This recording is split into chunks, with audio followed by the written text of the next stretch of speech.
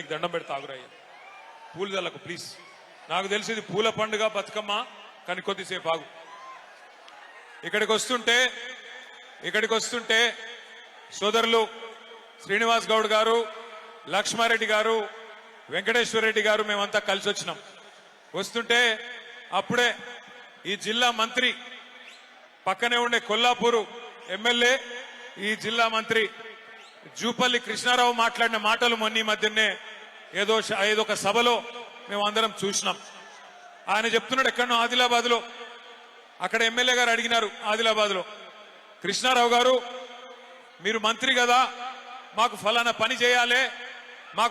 పని చేయాలంటే మీ జిల్లా మంత్రి గారు ఏమంటున్నాడు ఎరికేనా నేనెట్లా చెప్తా నాకేం తెలుసు నేను మళ్ళా గెలుస్తానో సస్తానో తెలియదు మళ్ళా మా ప్రభుత్వం వస్తుందో రాదో తెలియదు మేము గెలుస్తామో మా ప్రభుత్వం వస్తుందో మాకు తెలియదు కాబట్టి మాట ఎట్లా ఇస్తా నేను మాట ఇయ్యా అని చెప్పి జూపల్లి కృష్ణారావు గారు చెప్తా ఉంటే మేము చూసి నవ్వుకుంటా ఉన్నాం కానీ ఇక్కడికి వచ్చిన అచ్చంపేట బిడ్డలందరికీ తెలుసు జూపల్లి కృష్ణారావు గారికి తెలియకపోవచ్చు మళ్ళీ ప్రభుత్వం వస్తుందో రాదో అని కానీ ఇక్కడికి వచ్చిన అచ్చంపేట బిడ్డలకు తెలుసు మళ్ళీ కాంగ్రెస్ ప్రభుత్వం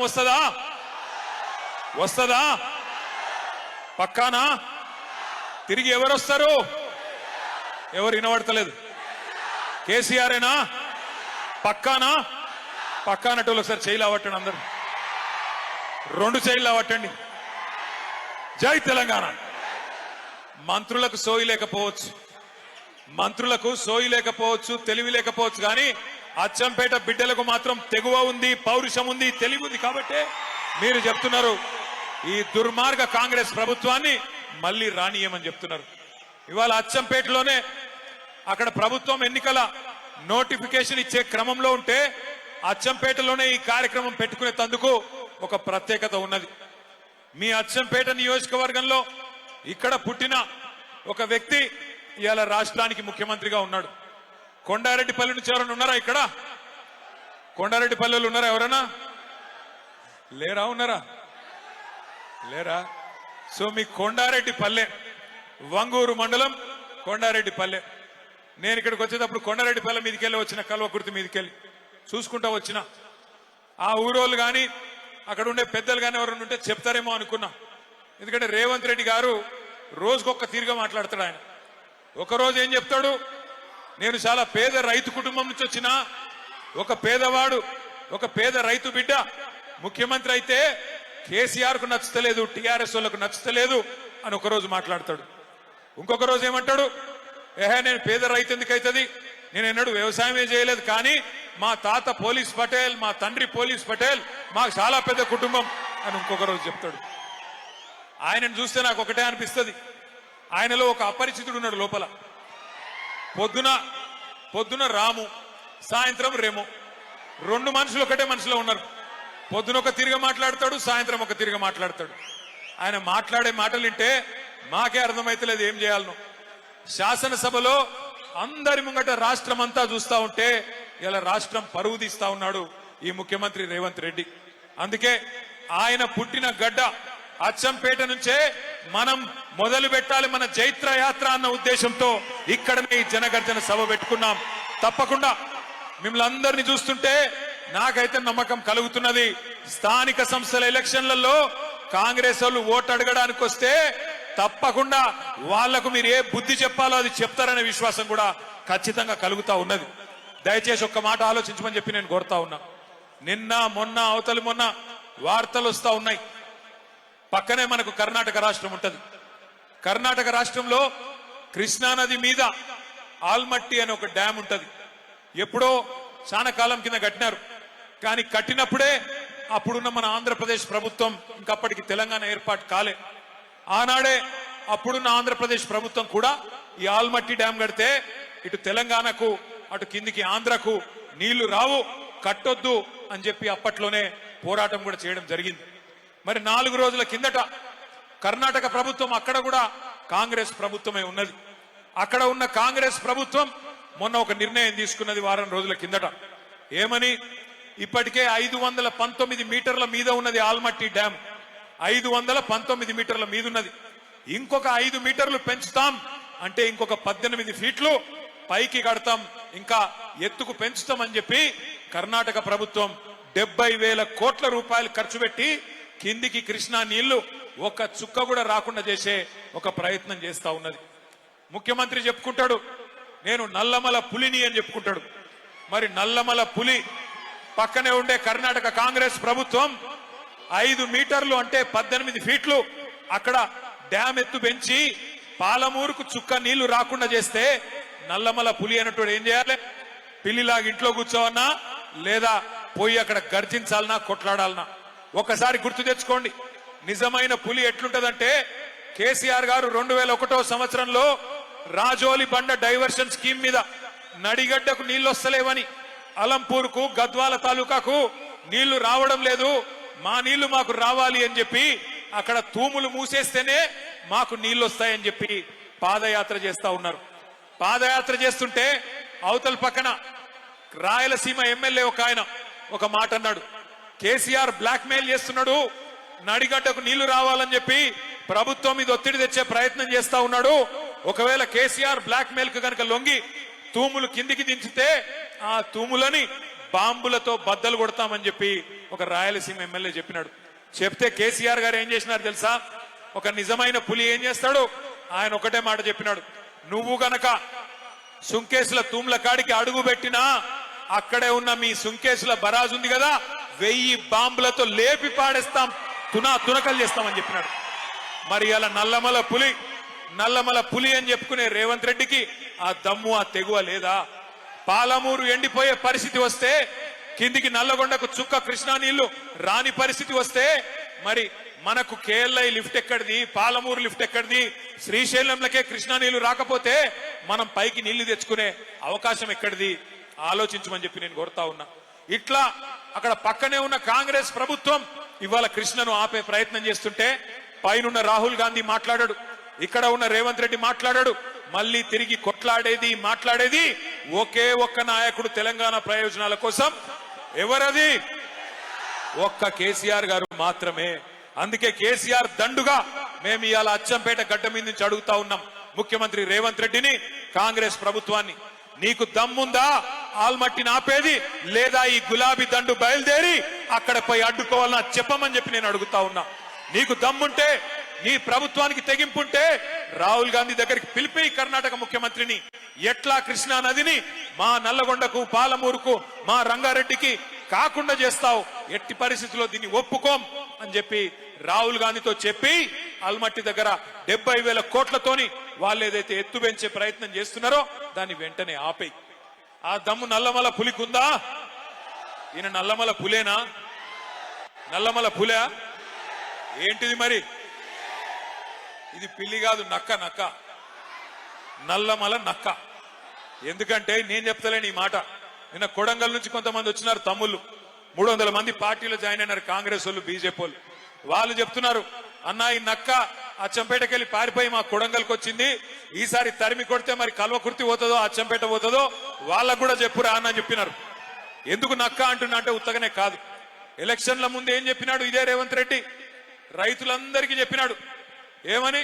కేసీఆర్ రైతు రుణమాఫీ చేసిండు, కానీ నాకు ఓటేస్తే మళ్ళొక్కసారి 2 లక్షల రుణమాఫీ చేస్తా, ఎంబడే సంతకం పెడతా, డిసెంబర్ 9 నేను వస్తున్నా, ఎంబడే పెడతా, మీరు ఉరుకురికి తెచ్చుకోండి అన్నాడు. జరిగిందా రుణమాఫీ? అయిందా కాలేదా? చారాన అయ్యింది, బారాన కాలే. చారాన అయ్యింది, బారాన కాలే. ఇంకేం చెప్పిండు? ఇంకా 6 గ్యారంటీలు అన్నాడు. 6 గ్యారంటీలు.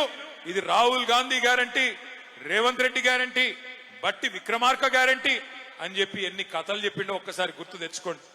నేను మొన్న సూర్యాపేట పోయినా, అక్కడ సోదరుడు పెళ్ళైంది మన కార్యకర్తది, అక్కడ పోయే వరకు ఆ సోదరుడు వాళ్ళ అమ్మగారిని పిలిచిండు, ఇంట్లోకి వెళ్ళి పిలిచి, అన్న మా అమ్మగారు అని పరిచయం చేశా. అమ్మ బాగున్నారా అన్న. బాగానే ఉన్న బిడ్డ అన్నది. అన్నాక మరి మీరు కొత్త కోడల్ని బాగా చూసుకుంటున్నావా అన్న. ఆ అమ్మాయి ఏమన్నదంటే ఏం కోడలు బిడ్డ అని మాట్లాడింది. నేను పరేషాన్ అయినా, ఇట్లాంటుంది, నిన్నగాక మొన్న పెళ్ళయింది, అప్పుడే కోడల మీద ముక్కిరిసినట్టు మాట్లాడుతున్నది, ఏమైంది తల్లికి అనుకున్నా. ఏమైందమ్మా అన్న.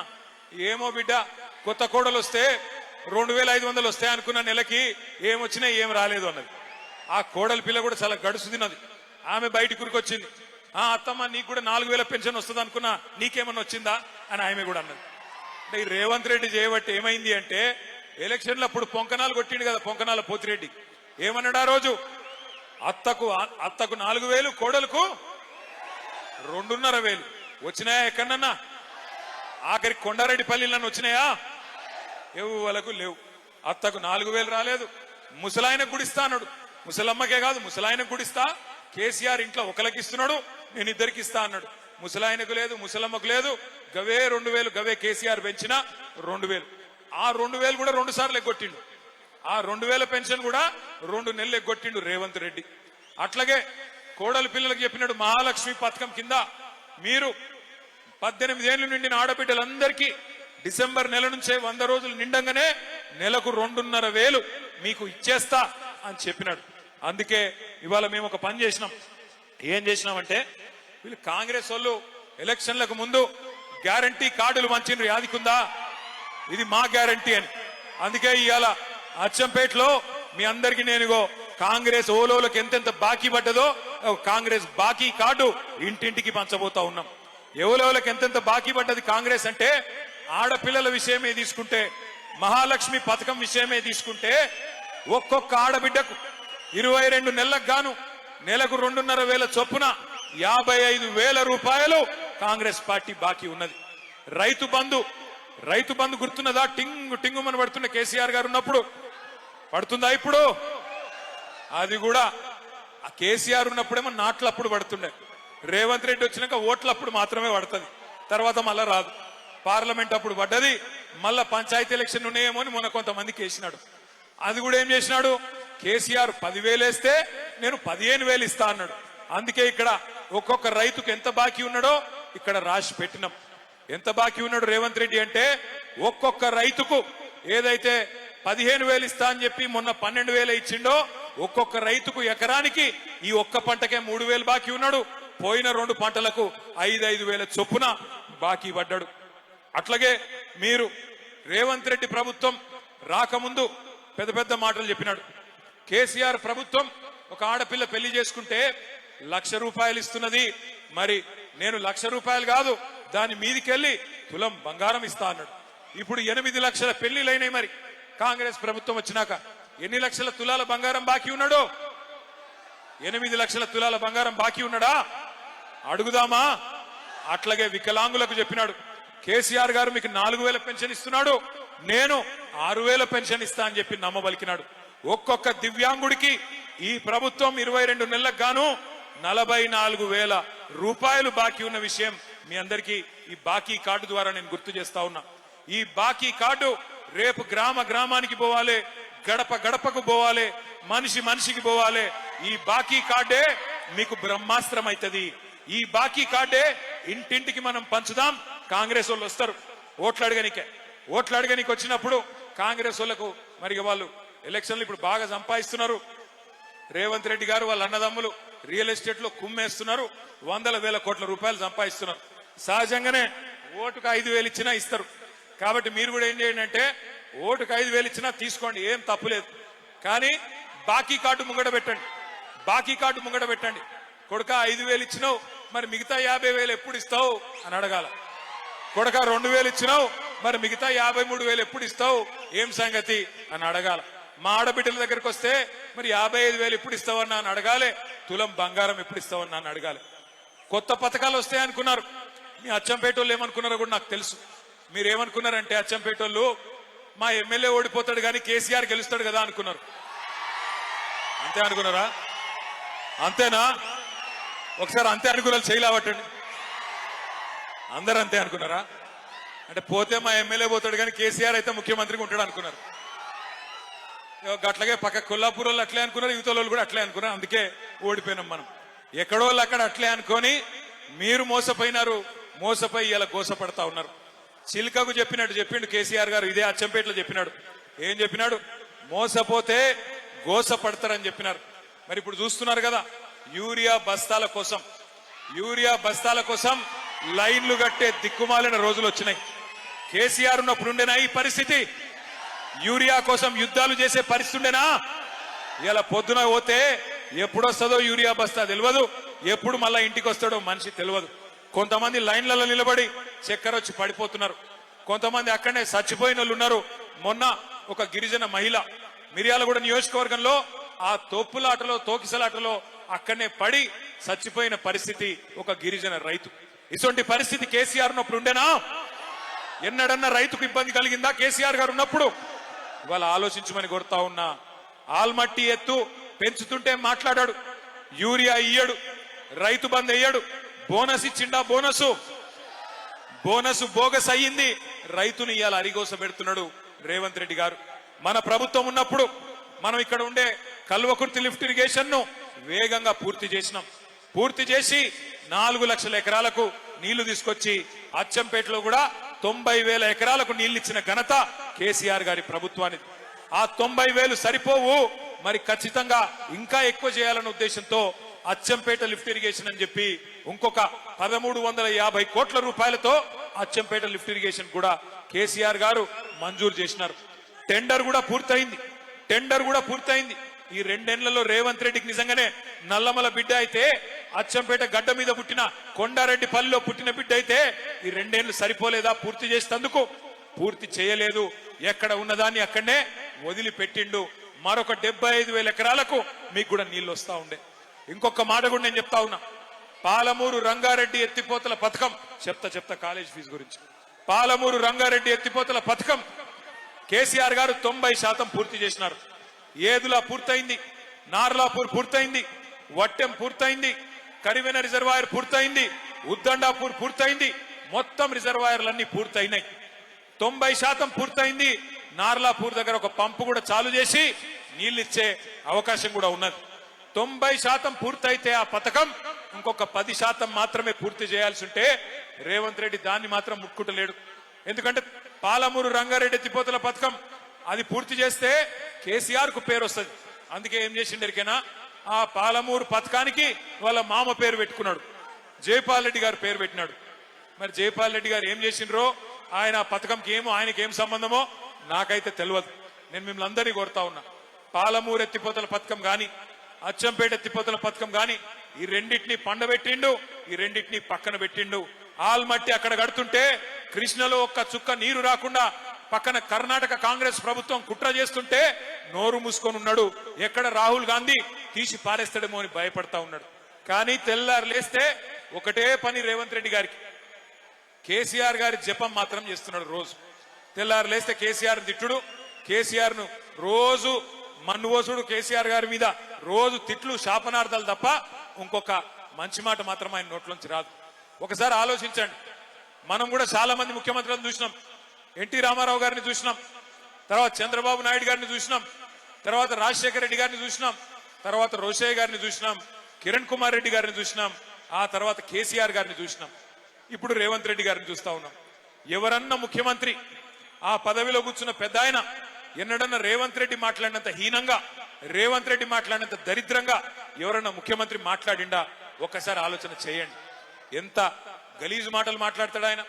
నీ గుడ్లు వీకి గోటీలు ఆడతా అంటాడు, నీ మెడల పేగులు తీసుకొని నీ పేగులు తీసుకొని మెడలు వేసుకుంటా అంటాడు.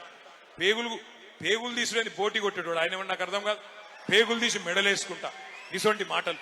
ఇంకా గలీజ్ ఏంటంటే, ఇప్పుడు ఇక్కడ అచ్చంపేట జనగర్జనలో ఒక 15-20 మంది ఉన్నారు. మీరు ఇక్కడ ఎవరన్నొక్కలు అప్పు లేని వాళ్ళు ఎవరు ఉన్నారా? బాకీ లేని వాళ్ళు ఎవరు ఉన్నారా? ఉంటే శైలా పట్టండి. బాకీ లేనోళ్ళు బాకీ ఉన్నోళ్ళు చేయి కింద పెట్టండి. బాకీ లేనోళ్ళు ఎవరైనా ఉంటే ఒక మర్రి జనార్దన్ రెడ్డికి లేకపోవచ్చు, కానీ ఉందా నీకేమన్నా? ఆయన ఒక్కరికి లేదంటే కానీ మిగతా వాళ్ళకి అందరికీ బాకీ ఉన్నది. ఇప్పుడు మనిషి అనేటోనికి బాకీ ఉంటది, మర్రికి కూడా ఉంటది. చెప్తలేడు, కొద్దిగా సిగ్గుపడుతుంది. కానీ అదానికి బాకీ ఉంటది, అంబానికి కూడా బాకీ ఉంటది, వెంకటేశ్వర స్వామికి కూడా బాకీ ఉన్నది. తిరుమల దేవుడు వెంకటేశ్వర స్వామికి అంత పెద్దోడు, ఆయనకే బాకీ ఉన్నది. బాకీ ఉన్నా మనందరికీ బాకీ ఉన్నది, అందరికి అప్పులు ఉన్నాయి. కానీ తిట్టుకుంటాం, ఆ రోజు బయట చెప్తామా, నేను దివాలా తీసినా, నేను సంకనాకి పోయినా, నాకు బాకీ ఉన్నది, నేను ఎత్తిపోయినా అంటే ఎవడన్నా మార్కెట్లో మనకు విలువ ఉంటుందా? మరి రాష్ట్రానికి పెద్ద ముఖ్యమంత్రి తెల్లారు లేస్తే నా రాష్ట్రం ఎయిడ్స్ పేషెంట్ అయిపోయింది, నా రాష్ట్రం క్యాన్సర్ పేషెంట్ అయిపోయింది, నా రాష్ట్రం దివాలా తీసింది, అని మాట్లాడితే ఢిల్లీలో ఎవడన్నా పట్టించుకుంటాడా? మళ్ళీ ఆయననే చెప్తాడు, ఏం చెప్తాడు? ఢిల్లీలో నన్ను ఎవడు అపాయింట్మెంట్ ఇస్తలేడు, అక్కడ పోతే నన్ను దొంగను చూసినట్టు చూస్తున్నారు. మరి కాదు కాదు, నాకు తెలియక అడుగుతా, దొంగను దొంగ లెక్కనే చూస్తారు కదా, ఇంకెట్లా చూస్తారు? ఈయన దొంగ కాదా? ఓటుకు నోటు దొంగ కాదా? 50 లక్షల రూపాయలతో దొరికినోడు దొంగ కాకపోతే ఏంటిది? దొంగను దొంగ లెక్కనే చూస్తారు. కానీ ఇంకేమంటాడు, నేను పోతే నాకు అపాయింట్మెంట్ ఇస్తలేరు, ఇస్తే చెప్పులెత్తకపోతాడేమో అని అపాయింట్మెంట్ ఇస్తలేరు అంటున్నాడు. ఇంతకంటే హీనమైన భాష ఉంటుందా? మనందరం కూడా అప్పున్నా బాకీ ఉన్నా లోపల బనీన్కు పొక్కలున్నా మీదికెళ్ళి మాత్రం కడక్ అంగి వేసుకొని తిరుగుతాం. ఎందుకు? మళ్ళీ అప్పు ఉట్టాలనా లేదా, నడిపియాలనా లేదా సంసారం?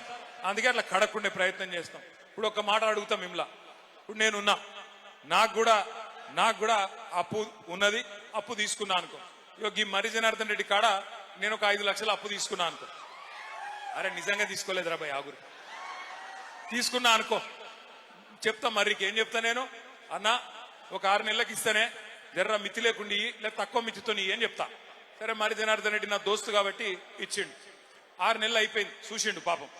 6 నెలలకు నేను ఇంక ఇస్తలేను పైసలు. ఫోన్ చేసిండు, ఇక నేనేం చేస్తున్నా, ఫోన్ కట్ చేస్తున్నా. సారీ ఐఎమ్ బిజీ అని ఫోన్ కట్ చేస్తున్నా, ఎత్తుతలేను, తప్పించుకుంటున్నా. 2 సార్లు ఇంకో 2 సార్లు ఫోన్ కొట్టిండు, నేను ఎత్తుతలేను, తప్పించుకుంటున్నా, బిజీ అని కొడుతున్నా. ఇక ఆయనతో ఒక రోజు ఉండబట్టలేక ఆయన ఇంటికి వచ్చిండు. వచ్చి పట్టుకున్నాడు, ఏమైనా నువ్వు, నాకు అర్థం కాదు, నీకు ఇస్తి పైసలు నువ్వు చెప్పిన మాట ప్రకారం మరి అలా మళ్ళా వాపస్ ఇవ్వమంటే డ్రామాలు చేస్తున్నావా, ఏం చేస్తున్నావు అని లొల్లి పెడతాడు కదా, పెడతాడు ఎవరైనా కూడా. నిజంగా బుద్ధిమంతుడు అయితే ఏం చెప్పాలి? తీసుకున్నాడు, అన్నా సారీ అన్నా ఏమనుకోక వెళ్తలేదు, ఇంకొక 2 నెలలు టైం నీకు దండం పెడతా, 2 నెలలకు మిత్తి పెద్దగా పెంచుకో కావాలంటే, కానీ ఇస్తా మిత్తితోనని చెప్పాలి. కానీ రేవంత్ రెడ్డి ఏమంటుండే ఎరికేనా? ఉద్యోగులు అడుగుతున్నారు, మాకు చెప్పినావు కదా డిఏలు ఇస్తా అని, పిఆర్సీ ఇస్తా అని చెప్పినావు, 6 గ్యారంటీలు ఇస్తా అని చెప్పినావు, తులం బంగారం ఇస్తా అని చెప్పినావు, నెలకు 2.5 ఇస్తా అని చెప్పినావు, ముసలోళ్ళకు 4,000 అని చెప్తివి, రైతులకు 15,000 అంటివి, రైతు కూలీలకు 12,000 అంటివి, ఆటో వాళ్లకు 12,000 అంటివి. మరి ఇవన్నీ ఇవ్వకుండా తప్పించుక తిరుగుతున్నావు, ఏం సంగతి అంటే రేవంత్ రెడ్డి ఏమంటుండే ఎరికేనా? బాకీ పడ్డోడు, ఏం చేస్తారా మీరు, నన్ను కోసుక తింటారా? ఆయన అన్నాడు కోసుక తింటారా అని అడుగుతున్నాడు. ఆయన ఏమైనా కోయనికి ఏమైనా జామకాయనా, మామిడికాయనా, సేపు పండ, ఏమిటి కోస్తాం ఆయనను? ఏం చేయాలి మరి? మనం మాట ఇచ్చి తప్పించుకున్నాను, ఏం చేయాలి? ఎలక్షన్లలో బొంద పెట్టాలనా లేదా? పెడదామా అచ్చంపేటలో? పక్కానా? మాట ఇచ్చి మాట తప్పినోన్ని అచ్చంపేట గడ్డ మీదనే ఎక్కడైతే ఆ మనిషి పుట్టిండో అక్కడనే రాజకీయంగా బొంద పెట్టాలి. ఖచ్చితంగా మోసం చేసిన వాడిని మనం కూడా మోసంతోనే జయించాలి. మోసంతో జయించాలని ఎందుకంటున్నా అంటే, ఇప్పుడు కాంగ్రెస్ వాళ్ళ కాడ పైసలు బాగున్నాయి, రేపు జెడ్పీటీసీ ఎలక్షన్లు వస్తున్నాయి, రాగానే ఏం చేస్తారు? ఇంటికి వస్తారు, మీకు చేతులు 5,000 పెడతారు, అమ్మా నువ్వు నాకే ఓటేయాలి అంటారు. మీరు సరే బిడ్డ అంటారు. మీరు అన్నంక ఏం చేస్తారు? వాళ్ళు ప్రమాణం చేయి అని చేయి జాపమంటారు. చేయి జాపాలి. చేయి జాపి ఏమనుకోవాలి తెలుసా? మనుషుల కళ్ళు మూసుకొని తుప్పాలు అనుకోవాలి. అప్పుడు బయటికి ఏం ప్రమాణం వేసినా ఏం కాదు, ఏం డేంజర్ లేదు. అర్థమైందా? లోపల మనుషుల తుప్పాలు అనుకోవాలి, వాళ్ళు ఇచ్చిన పైసలు తీసుకోవాలి, జేబులో పెట్టుకోవాలి, మీదికెళ్ళి అడగాలి, ఏమా బిడ్డ 5,000 ఇచ్చినావు, మిగతా 50,000 ఎప్పుడు ఇస్తావు కొడుక, రేవంత్ రెడ్డికి జరా చెప్పు పో అని చెప్పి ఇలగొట్టాలి. ఓటు ఎక్కడేయాలి? ఓటు ఏ గుర్తు వినబడతలేదు? ఏ గుర్తు?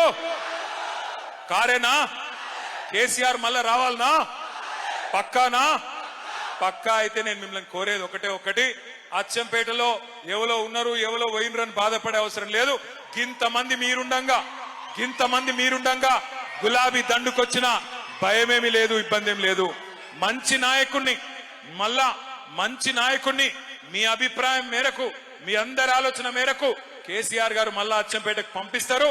తప్పకుండా కేసీఆర్ గారు ఎవరికి బొట్టు పెట్టి తమ్ముడు ఈయన నా అభ్యర్థి అంటే ఆయనకు కాదు మీరు వేసే ఓటు కేసీఆర్ గారికి. కాబట్టి మళ్ళీ కేసీఆర్ గారు రావాలి అంటే అచ్చంపేట మీద గులాబీ జెండా ఎగిరేయాలని చెప్పి నేను కోరుతా ఉన్నా.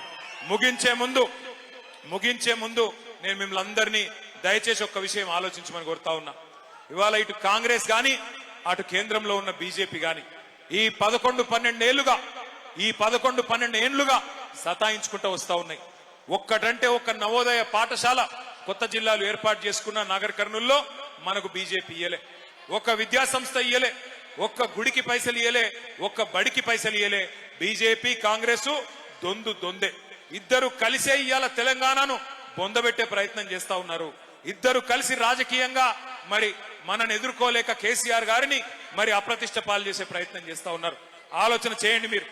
ఇద్దరు కలిసి ఉన్నారని ఎందుకంటున్నా అంటే సరిగ్గా నిన్న సెప్టెంబర్ 27 పోయిన సంవత్సరం తెలంగాణ రెవెన్యూ మంత్రి పొంగులేటి శ్రీనివాసరెడ్డి కాంగ్రెస్ మంత్రి ఆయన ఇంటి మీద ఈడీఓడు రైడ్ చేసిండు ఈడీ ఎన్ఫోర్స్మెంట్ డైరెక్టరేట్ రైడ్ చేస్తే ఆ రైడ్లో మరి టీవీలలో వార్తలు వచ్చినాయి. ఇంట్లోకి రెండు నోట్లను లెక్క పెట్టే మెషిన్లు పోతున్నాయి, పెద్ద పెద్ద మెషిన్లు పోతున్నాయి, గుట్టలుగా పైసలు ఉన్నట్టున్నాయి అని చెప్పి టీవీలలో వార్తలు వచ్చినాయి. ఆ రైడ్ జరిగి ఒక సంవత్సరం అయిపోయింది. సంవత్సరం అయిపోయినా కూడా ఆ మంత్రి గారు నోరిపుతలేడు, ఈడీఓడు నోరిపుతలేడు. అంటే కాంగ్రెస్ వాడు మాట్లాడతలేడు, బీజేపీ వాడు మాట్లాడతలేడు. ఇద్దరు మంచిగా కలిసిమెలిసి అండర్స్టాండింగ్ లో బ్రహ్మాండంగా పనిచేసుకుంటా ఉన్నారు. అందుకే గుర్తుపెట్టుకోండి, ఇక్కడ తెలంగాణలో ఉన్నది కాంగ్రెస్ ప్రభుత్వం కాదు, తెలంగాణలో ఉన్నది జాయింట్ వెంచర్ ప్రభుత్వం. కాంగ్రెస్ బీజేపీ కలిపి నడుపుతున్న ప్రభుత్వం తప్ప ఇది కాంగ్రెస్ ప్రభుత్వం కాదు. అందుకే రెండు పార్టీలను బొందబెట్టేందుకు మీకు అచ్చంపేటలోనే బ్రహ్మాండమైన అవకాశం ఉన్నది. స్థానిక సంస్థల ఎన్నికల్లోనే మీ సత్తా చూపెడతారని చెప్పి మనస్ఫూర్తిగా కోరుకుంటూ ఇవాళ జనగర్జనకు ఇన్ని వేల మందిగా విచ్చేసిన మా తమ్ముళ్లకు అన్నలకు మళ్ళొకసారి నమస్కారాలు తెలియజేస్తూ జై తెలంగాణ. అన్ని పిడికిలు లేవాల. దయచేసి జన గర్జన అంటే గర్జించాలా. జై తెలంగాణ. కేసీఆర్ గారి నాయకత్వం. ఇక్కడ మా తమ్ముడు చెప్తా ఉన్నాడు ఫీజు రీయింబర్స్మెంట్ బకాయిలు కూడా రాలేదని చెప్తా ఉన్నాడు. ఒక్క ఫీజు రీయింబర్స్మెంటే కాదు, 2 లక్షల ఉద్యోగాలు బాకీ పిల్లలకు, అలాగే 4,000 రూపాయల చొప్పున నిరుద్యోగ భృతి బాకీ, ఫీజు రీయింబర్స్మెంట్ బాకీ, మా ఆశా వర్కర్లకు అంగన్వాడీలకు కూడా 18,000 రూపాయలు బాకీ. ఇట్లా బాకీ లేని ఏ వర్గం కూడా లేదు. వారందరికీ అండగా కేసీఆర్ గారు బీఆర్ఎస్ ఉంటుందని చెప్పి తెలియజేస్తూ జై తెలంగాణ.